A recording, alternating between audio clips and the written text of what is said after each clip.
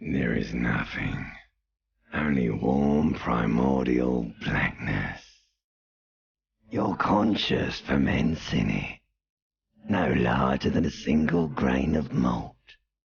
You don't have to do anything anymore. Ever. Never, ever. Never, ever, ever, baby. An inordinate amount of time passes.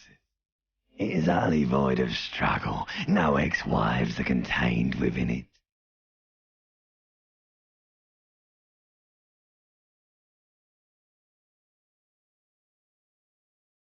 Yes, it is. An awareness creeps up on you.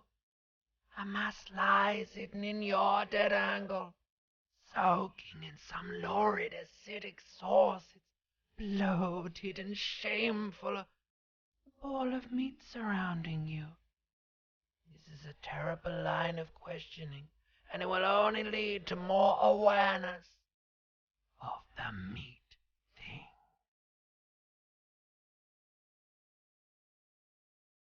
Ex-love, ex-tenderness. It is foolish of you to resurface to the loss. Not after all the damage you suffered to get here. Some of it irreversible. Stay. Sail with me through the abyss of pelagic zone.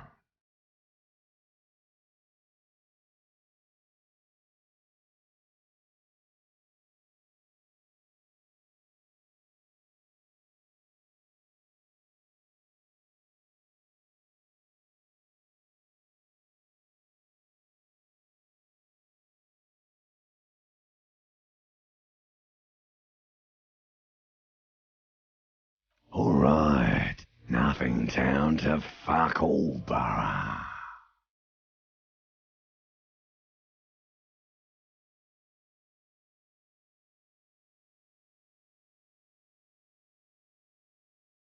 Do you want me to upgrade that to a one-way trip, sir?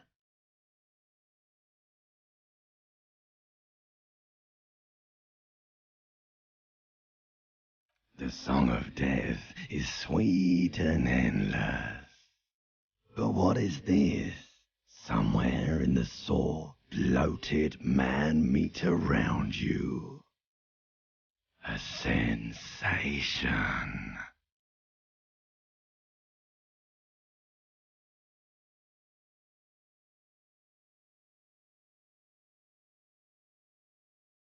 Like a fly to the ointment, your conscience sticks to it.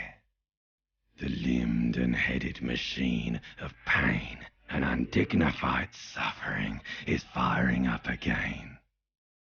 It wants to walk the desert, hurting, longing, dancing to disco music. The stench of liquor rises from your mouth, and with it, an ungodly headache.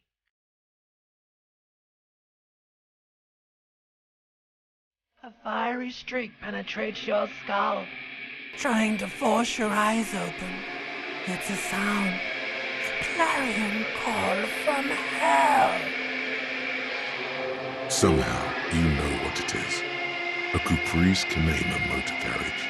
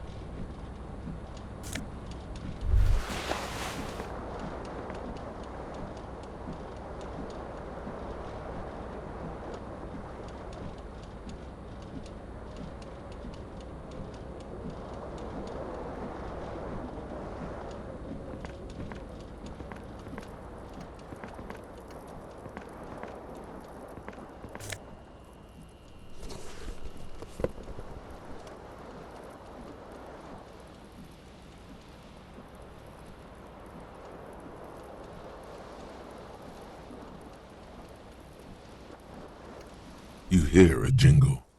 Keys are clinking in the pocket of your flare-cut pants. It says, whirling in rags, on the aluminium keyring. There is a single key on the ring. The number 1 is etched on it. It should open the door.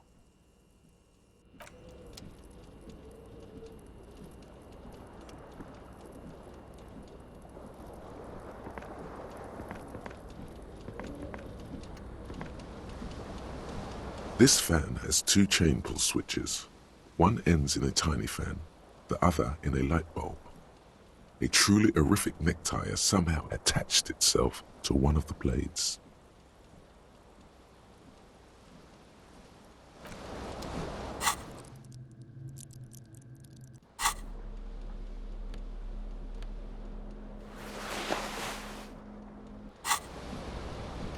This fan has 2 chain pull switches.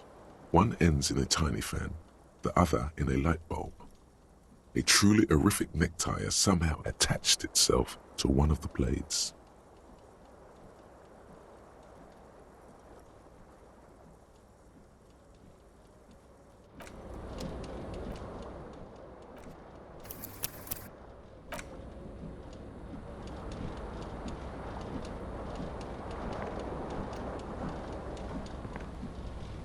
This fan has 2 chain pull switches. One end, you reach out to grab the tie. But what's this? Diffuse, radiating.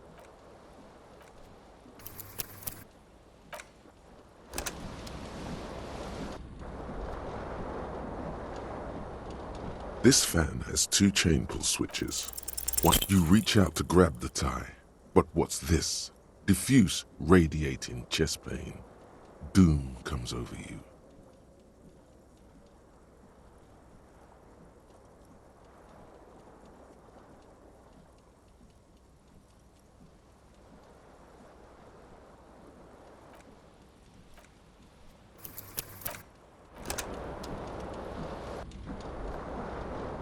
This fan has 2 chain pull switches. You swoop up and catch the tie. Snap. It's released from the blade.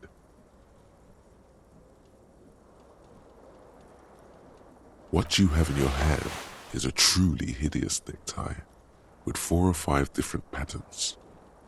The knot reminds you of a noose.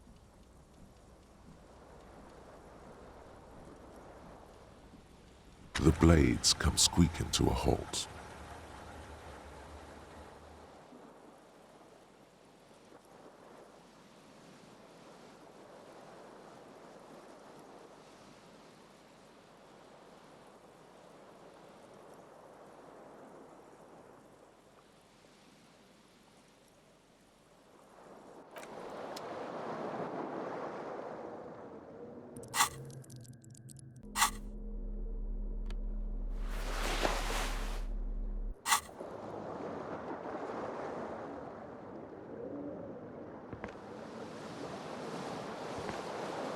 The window stands broken in its frame.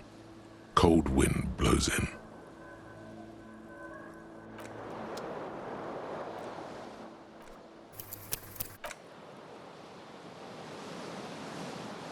The window stands broken in its frame.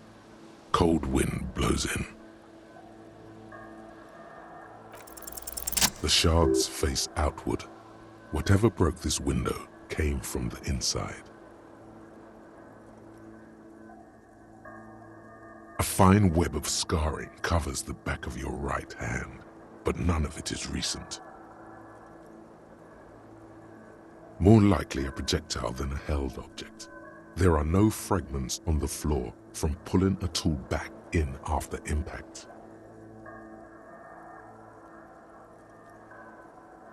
It is too large for a bullet, yet too small for a piece of furniture. You're looking for something heavy and larger than your fist. The single green shoe you found fits the hole almost as well as your foot. It would have also been heavy enough if thrown with force. Congratulations, you smashed the window with your own shoe. Now you only have one. If you're lucky, you could still find the other one on the balcony outside. The door to it should be outside your room. You Someone else took your shoe off and smashed the window with it? This person also forced the drinks on you. A cool wind gushes in. Your toes curl up from the cold.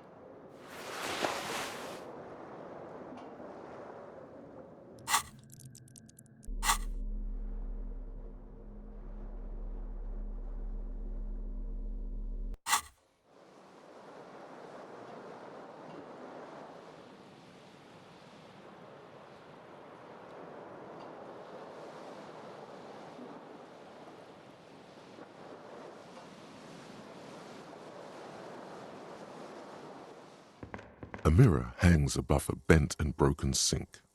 In a fierce discharge of masculine energy, someone has ripped half the faucet off. Hot water sprays from the base and steam covers the mirror. You cannot see yourself, just the outline of a man. Suddenly, you realize you have no memory of the face that awaits you there, underneath the soft vapor. Really, all recollection of the person you are, the people in your life, and even the world you're in has drowned in a sea of blood alcohol. This was no mere night of drinking. It was a deluge of world-ending proportions. As you slowly reach your hand towards the surface of the mirror. Abort. You clearly have not thought this through. You won't like what you see there, and you will never unbecome it.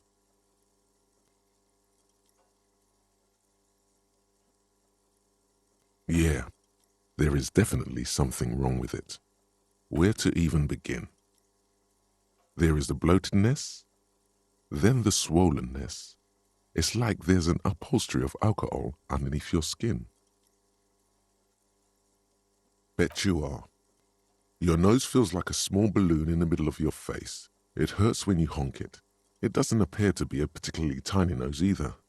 Not with all the drinks it's absorbed for you.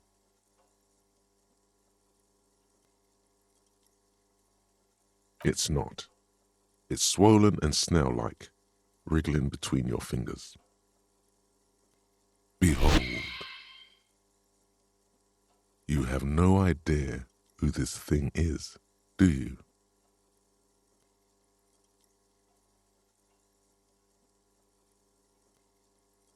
It appears you're also dead. There's clearly rigor mortis on your face. Or wait, is that an expression? Are you trying to make an expression with that face? Why?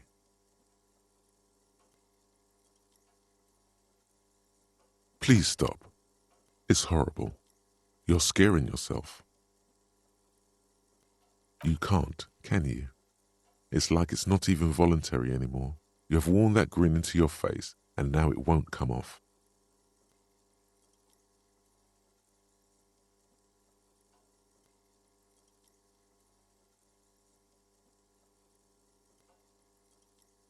What does it even mean? What is the emotion you're trying to convey? You should check yourself for a pulse, superstar. From here it looks like a cadaverous spasm. You find no sign of life on your swollen neck. However, putting your hand on your chest reveals an irregular heartbeat. You appear to be alive, for now.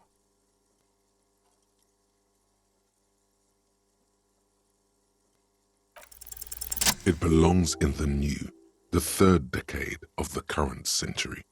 Enough time had passed from the failure of the revolution that, for a fleeting moment, free market economy seemed like the ultimate, uncontested way of life for our species. Things were good. It was smooth sailing. People made gold and champagne-tinted interiors and facades to suit the times, calling this the new style. But more importantly, disco happened.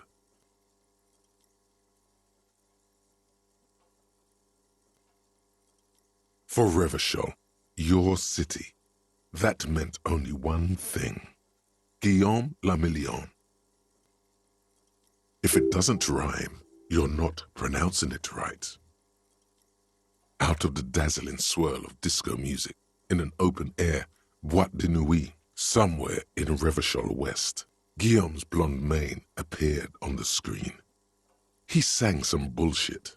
Then he made the expression. Some 20-odd years.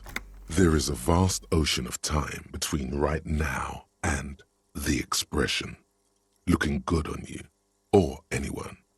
Humanity has run aground in that time. It's a different world now. The expression is a relic. Everyone loved it. Maybe you thought some of the stardust would rub off on you. Maybe it did. Either way, it's all gone now. Only the grimace remains.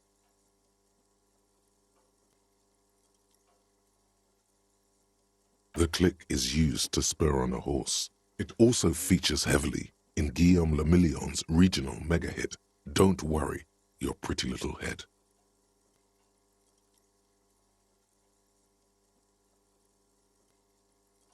You have some understanding of the near history of disco. The rest is darkness, aside from the useless fact that the motor carriage outside was a caprice canema.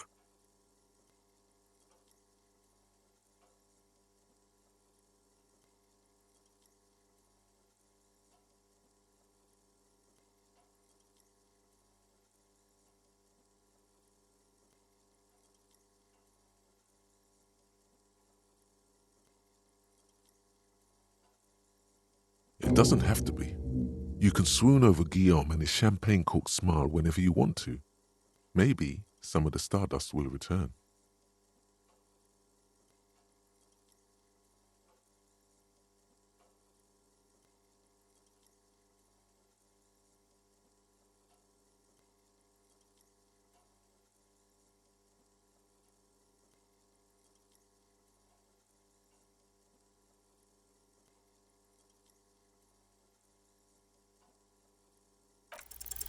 It's too late. Like an image on film, the expression belongs to your primary motor cortex.